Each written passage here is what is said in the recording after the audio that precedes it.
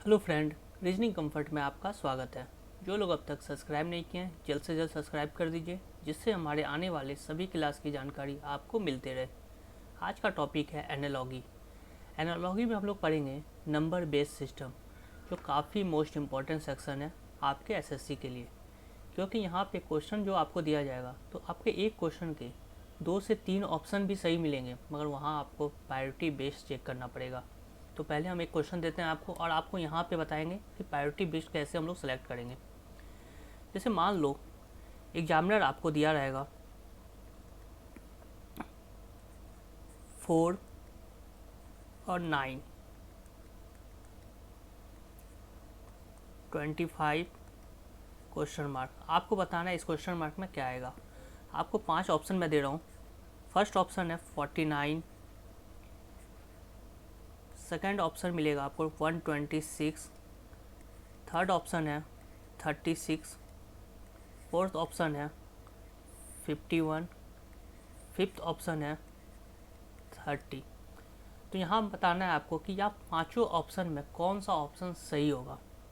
तो आप यहाँ पे ध्यान से देखो, ये क्या है आपका 2 का स्क्वायर, ये क्या है आपका 3 का स्क्वायर, और ये क्या है आपका 5 का स्क्वायर।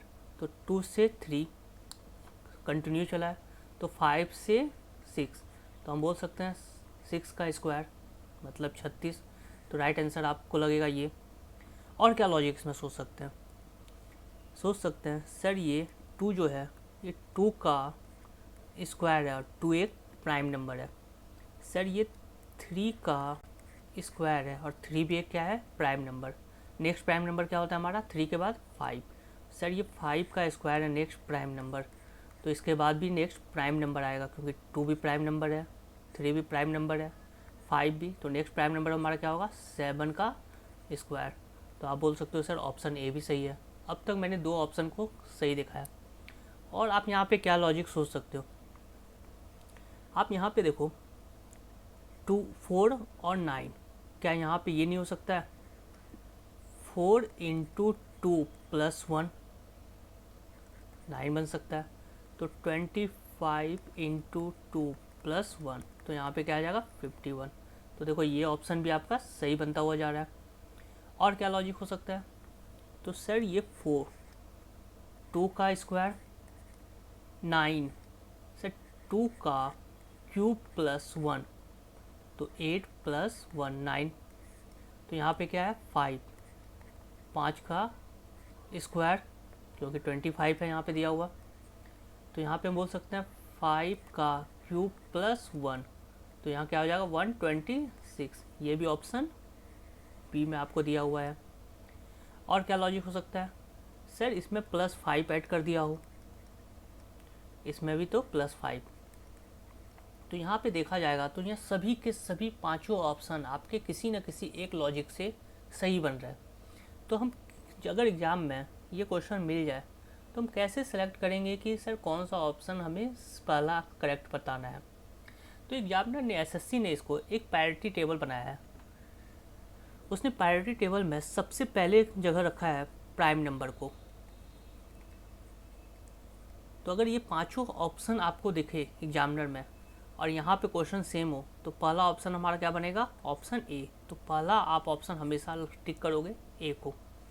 अगर ऑप्शन ए नहीं मिले आपको तो सेकंड प्रायोरिटी रखा गया है क्यूब को और स्क्वायर को, क्यूब या स्क्वायर में। तो पहले यहाँ पे क्यूब का कॉन्सेप्ट हम देखेंगे। क्यूब का कॉन्सेप्ट से क्या आ रहा था ये 126। तो अगर ये ऑप्शन नहीं होगा तो नेक्स्ट ऑप्शन हम किससे टिक करेंगे बी को। फिर हम उसके बाद देखेंगे स्क्वायर को। अगर ये ऑप्शन भी आपके एग्जामिनर न दे तो स्क्वायर में कौन सा फुलफिल कर रहा था 36, तो राइट आंसर उसमें हम टिक करेंगे 36 को। थर्ड देखते हैं। थर्ड में हमारा दिया गया है मल्टीप्लाई या डिवीजन को, मतलब हम मल्टीपल या डिवीजन से चेक करेंगे। तो यहाँ मल्टीपल का कॉन्सेप्ट कौन सा यूज कर रहा था 4 इंटू 2 प्लस 1, 25 इंटू 2 प्लस 1, तो 51। तो राइट आंसर हम बोलेंगे ये जब वो ऑप्शन ना तो ए दे, न बी, न सी, तब उस कंडीशन पे हम राइट आंसर किसे लगाएंगे, डी को। नेक्स्ट प्रायोरिटी रखा गया है एडिशन और सब्सट्रैक्शन को। तो यहाँ पे हमारा तब ऑप्शन बनेगा ऑप्शन ई, जब यहाँ पे ये चारों के चारों ऑप्शन आपको एग्जामिनर नहीं दिए होंगे। बात समझ में आ गया। तो यही प्रायोरिटी टेबल से ही एग्जाम में आपको चीज़ें बनाना है। तो चलिए कुछ क्वेश्चन भी हम लोग देखते हैं इसमें, फिर जाके हम लोग और आगे इसको डिस्कस करेंगे कि कैसे और चीज़ों को देखेंगे और कितने टाइप के इसमें क्वेश्चन बनते हैं। तो फर्स्ट क्वेश्चन देखते हैं हम लोग। क्वेश्चन दिया हुआ है 21 3 574 क्वेश्चन मार्क। ऑप्शन दिया हुआ है 23 82 96 130। तो यहाँ पे पहले हमें इन दोनों के बीच का रिलेशन देखना है। तो 21 से 3 हुआ है, तो इसके पीछे क्या लॉजिक हम सोच सकते हैं कि इससे डिवाइड हुआ होगा। क्योंकि एक बात हमेशा याद रखना, अगर नंबर इंक्रीज हो रहा हो तो हमेशा याद रखना इंक्रीज होने के कंडीशन में क्या क्या यूज हो सकता है, सिर्फ प्लस का या मल्टीपल। क्योंकि कोई भी नंबर अगर इंक्रीजिंग ऑर्डर में जा रहा हो तो वो प्लस या मल्टीपल के ही यूज हो सकते हैं।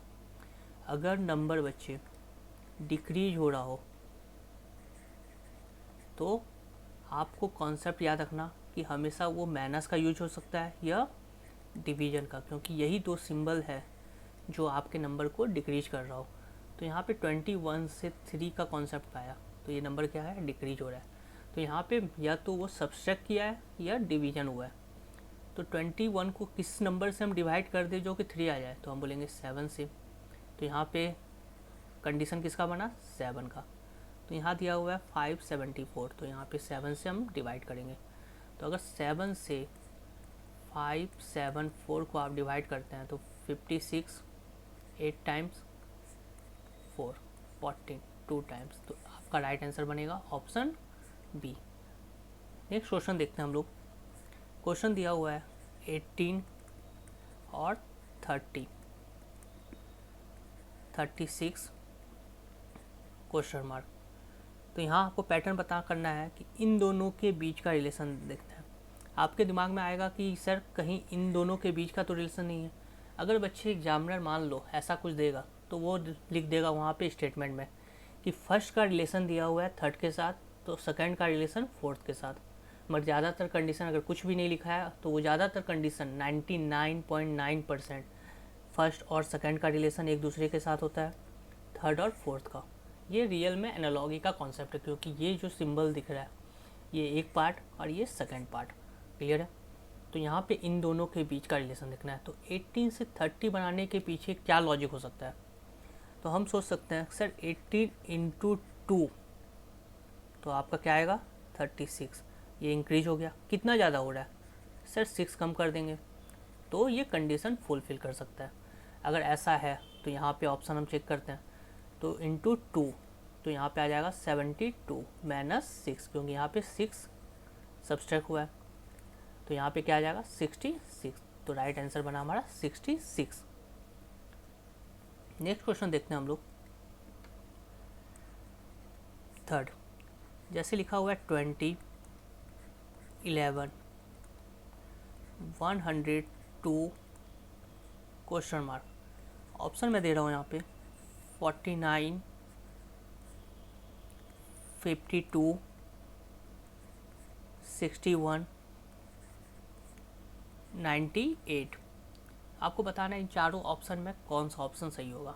तो पहले तो हमें देखना है कि 20 से 11 आने के पीछे का कॉन्सेप्ट। तो हम क्या सोच सकते हैं कि 20 में अगर 2 से डिवाइड कर दें, क्योंकि यहाँ पे डिक्रीज ऑर्डर हुआ है और मैंने अभी कहा था जब भी नंबर घटते हुए क्रम में हो तो सिर्फ और सिर्फ दो ही कॉन्सेप्ट हो सकता है, या तो वहाँ पे माइनस का यूज हुआ होगा, सब्सट्रैक्शन का यूज हुआ होगा, या डिवीजन का। तो यहाँ पे हम 2 से डिवाइड करेंगे तो 10 आ जाएगा। और कितने की रिक्वायरमेंट है सर, +1 की, 11। अगर ये कॉन्सेप्ट से आपका आंसर आ रहा है तो यहाँ पे ऑप्शन मिल जाना चाहिए। तो 102 को किससे डिवाइड करेंगे, 2 से, तो आपका आएगा 51। यहाँ पे प्लस कितना किया, +1, तो आपका आंसर बना 52। ये किस ऑप्शन में दिख रहा है, ऑप्शन बी में, तो राइट आंसर बना ऑप्शन बी। नेक्स्ट क्वेश्चन देखते हैं हम लोग।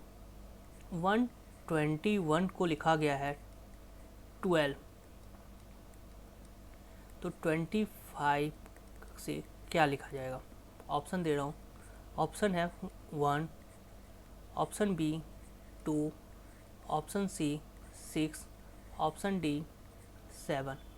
तो एक बात याद रखना बच्चे, जब भी आप कभी भी किसी नंबर को देखोगे तो सबसे पहले नंबर को देखने का पैटर्न समझना।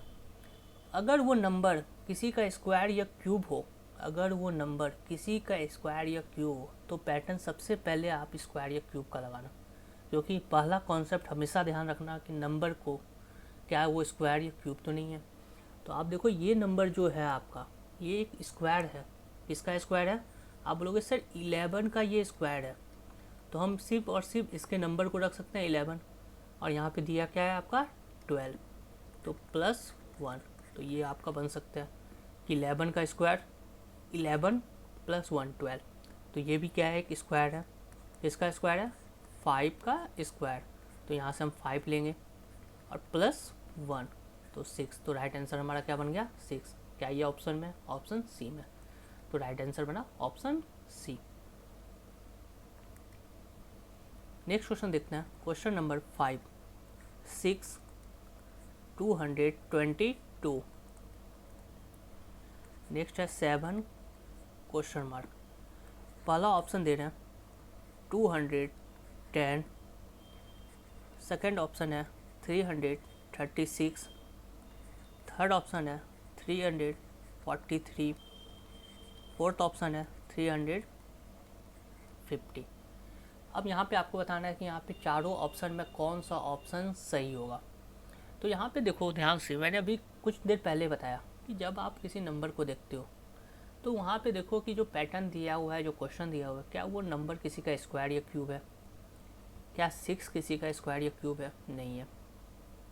क्या 222 स्क्वायर या क्यूब है, नहीं है। मगर आप ये कह सकते हो कि ये नंबर किसी के क्यूब के नियरेस्ट है। किसके, 6 का क्यूब 216, तो आप बोल सकते हो इस नंबर का क्यूब, और कितना रिक्वायरमेंट पड़ा, +6।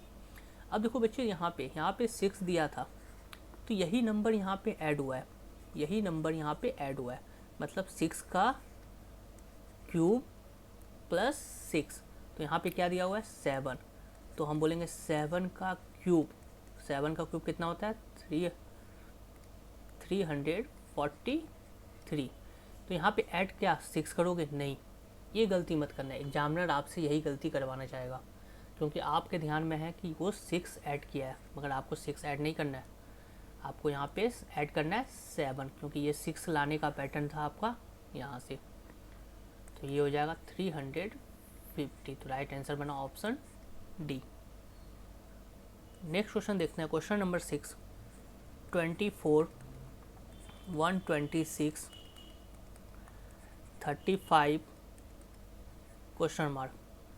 पहला ऑप्शन दिया हुआ है 215, सेकेंड ऑप्शन दिया हुआ है 216, थर्ड ऑप्शन है 217, 220। अब आपको यहाँ बताना है कि कौन सा ऑप्शन किस पे सटीक बैठेगा। तो मैंने अभी जस्ट कहा था कि नंबर को जब भी देखो तो वो देखो क्या स्क्वायर या क्यूब है, नहीं है। अगर स्क्वायर या क्यूब नहीं है तो क्या स्क्वायर या क्यूब के नियरेस्ट नंबर है, स्क्वायर या क्यूब के नियरेस्ट नंबर है। तो आप ध्यान से देखो 24 ये 5 के स्क्वायर के नियरेस्ट है, क्योंकि 25 होता है, इसमें -1। 126 ये भी 5 के क्यूब के नियरेस्ट है, क्योंकि 125 और इसमें ऐड किया गया +1। तो यहाँ पे लॉजिक क्लियर हो सकता है कि 5 का स्क्वायर -1, 5 का क्यूब +1।